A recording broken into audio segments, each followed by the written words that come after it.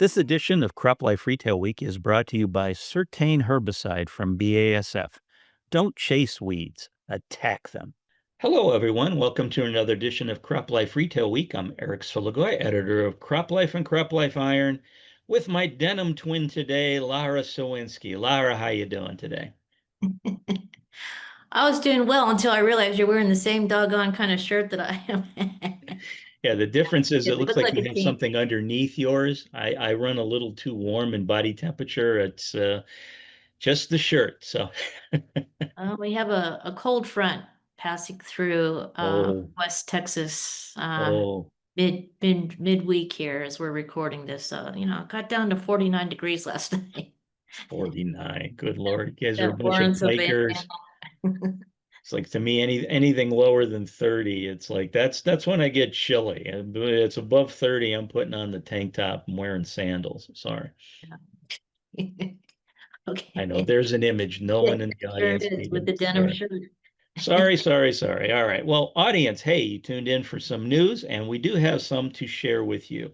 I know I talked about this a little bit ago in one of our videos, Laura, that I was kind of surprised that, when I was putting together a Crop Life 100 for 2025, that basically there had not been many mergers or consolidations going on in the ag retail space. Although I did say that it sounds like there's going to be a couple coming up in 26, but we did, and we've seen a little bit in the way of consolidation on the supplier front.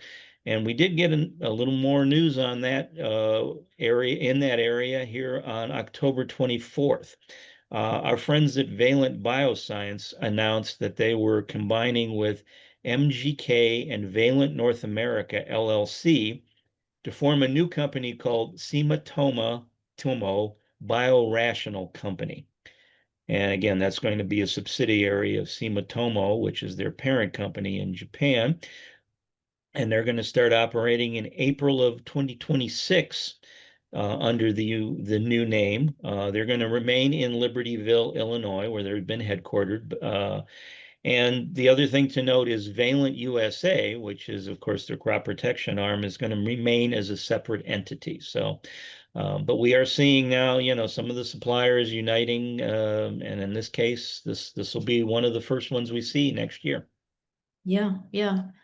No, I was you were the one that told me about that. I hadn't seen the news when it first came out. So yeah, big development could be the start of lots more, as you noted.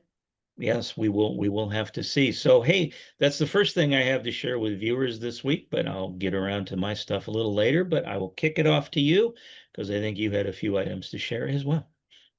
Yeah, some good news from this past week on Wednesday, October 29th. A report came out that China's state-owned grain trader, and that's the China Oil and Foodstuffs Corp or COPCO, um, has quietly, I guess more, hasn't made a big splash yet, but they have resumed purchases of U.S. soybeans, in particular, securing roughly 180,000 metric tons. And this is for shipments in December and January. Um, we know that this week we don't have an update yet, but President Donald Trump is meeting with China's President Xi in South Korea, and obviously tariffs and trade are on the agenda. So this was a nice kind of precursor, if you will, to hopefully some good news as a result of that meeting. So this purchase represents the first major buy of U.S. soybeans by China from the 2025 harvest. We know a lot of purchases that China's been making have been coming out of Brazil and Argentina. So some good news there. Amen. Um, yeah. I actually was really happy to see that. And it Yeah. was a surprise. Hopefully more to come. So we'll see what happens as a result of those meetings. Yeah, amen. Amen. Yeah, I know that a lot of the meetings you and I have attended this fall, that the fact that zero soybeans had been purchased by China through the end of September was a big topic of conversation. So It yes, was. this I mean, this is a trickle versus what Mhm. normally is, is out heading out of the United States at this time of year. But again, we'll take it. So, Absolutely. Yep. all right. Well, hey, before we go on, let's take a quick break and hear from our sponsors. With our latest innovation in corn protection, you get power and flexibility. Unleash powerful residual chemistry at pre through early post application.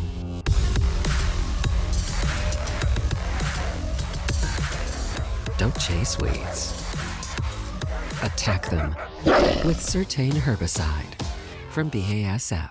Well, hey, Laura, again, as we're coming up, through the going through the fall here, of course, as this video is airing, we will be past all Halloween, which, well, I know the kids in my neighborhood will be, probably be all happy with their hauls from the neighbors of Snickers bars and apples and candy corn and other assorted goodies. But one other thing to note, as Halloween has now passed, we only have a few more days left in the voting cycle. And I'm not talking about the national voting cycle. I'm talking about the CropLife Iron Product of the Year Award voting Ah, cycle.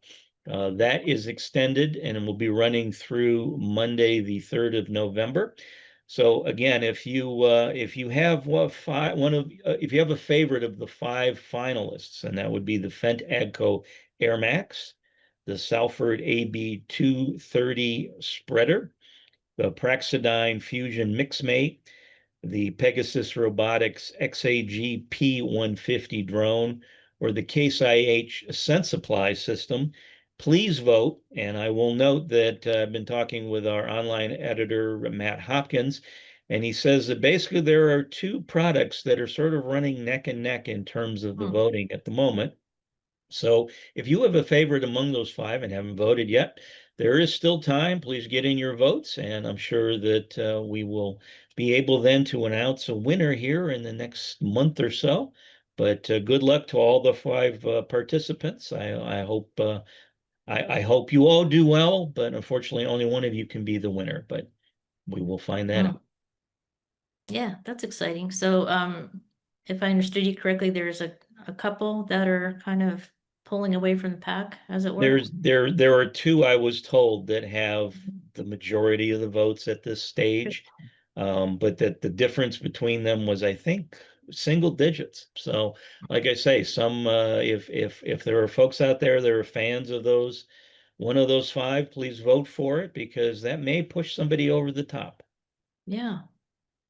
Yeah, speaking of surveys and um, soliciting your feedback, dear audience, we are working on the Crop Life December issue, which includes a survey on smart tech. We did a nice little um, 15 question survey, got some nice responses back, and the entire we'll do a nice summary with some takeaways in the December issue of Crop Life and present all the questions and results from that. But one one question in that survey was what challenges still limit the performance or value of your ag tech systems? And this was a multiple choice. Respondents could select up to three from these five options. One was data accuracy and consistency issues, lack of system interoperability, difficulty training staff or customers, connectivity limitations, or cost of upgrades and maintenance. Of those five, the one that respondents chose 50% of those, the one that came out on top was lack of system interoperability, Hmm. followed closely by data accuracy and consistency issues. So, yeah, I kind of drilled down a little bit more on that, and it's like, well, aside from our survey, of course, what's out there, trying to see, what things specifically, and um, I think the rub is, kind of looking at it at first glance, is that retailers are hesitant to invest in new technologies because they can't integrate with existing systems. However, without the investment, the integration problem is still there. So it's kind of a chicken or an egg kind of scenario, right? You need one and the other, but you can't. So again, 50% plan to invest in data analytics and visualization tools. 44%, and again, this is kind of the overall survey results. Some things that stood out. 44% plan to invest in advanced equipment, automation. 60% see data analytics and AI-driven insights as the highest value opportunity over the next 5 years. But again, without interoperability, these investments risk becoming isolated data silos rather than integrated solutions. So again, some really good findings. We identified, where money is going and where investments are going. Without a doubt, and not surprisingly, people want to see, particularly in this economy, they want to see ROI, and they want to see is it measurable, is it real, and is it fast? I mean, we don't want to wait a year to see it pan out. We really want, our bang for the buck now. So again, a smart tech survey that will come out in our December issue, and a lot of analysis behind that as well. Yeah, and I know speaking for folks who've been in the marketplace for a good length of time, like myself, 25 years, I know that interoperability, that has been an issue going back decades. I mean, there have been systems that haven't quote unquote played nice with others, and I Yeah. know that has led to a lot of frustration for users out in the marketplace. So yeah, and I guess, given that now we're in 2025, my phone talks to my computer, talks to my landline, talks to my TV. I would have hoped we would be in a better place, but I guess we still have a little ways to go. So Yeah, I was gonna say, I mean, honestly, I don't want to downplay the advancements that have been made, because when you think of what we're trying to connect and the infrastructure that's required to connect that, that's a heavy lift. Nonetheless, the results and what it does for us once we, make these incremental advancements, it's really great. It's powerful. So yeah, good stuff. yeah, all right. Well, speaking of good stuff, thank you for the segue. Time for your favorite segment of the show, Miss Lara. It is time for Fun with Numbers. Man, I always think, one of these days you're gonna forget to announce that. And we're gonna Yeah, wrap up that recording before and before we I get will make a confession to our viewers. I mean, of the time I spend each week preparing for our video, I spend probably half of that time researching a fun with numbers question and then coming up with some option answers for you. Wow. So yeah, Poor thing. it takes up it takes up about 50% of my time getting ready for the videos. So it's Oh. not likely I'm going to be forgetting anytime soon. Well, see, then no wonder you have to just copy whatever I'm wearing. You don't have time to go out there and, I what am I gonna I'm wear for a retail recording? You just, oh, what's Laura gonna, okay, fine, we'll go with the denim shirt. well, Not that that's a bad choice, and but the old story about they said that Albert Einstein was a genius, but he had like 7 outfits all the same in his closet. So he never had to consider or worry about what he was wearing. He would just go to the next thing on the rack and it was the same as the day before and he was fine. So, see, that's and I'm true. not That's saying the my hallmark of wardrobe a is, true man, a truly smart man. See? I'm not saying that my wardrobe is No that time limiting, wasted. but okay, it's close.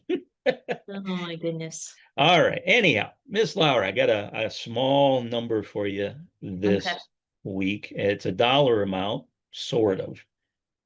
So your number is 15 to 34 cents. Already, I don't feel good, but go ahead. So, Miss Laura, is 15 to 34 cents, is that A, the projected decrease in corn per bushel prices if Coke's new sugar soft drink takes off?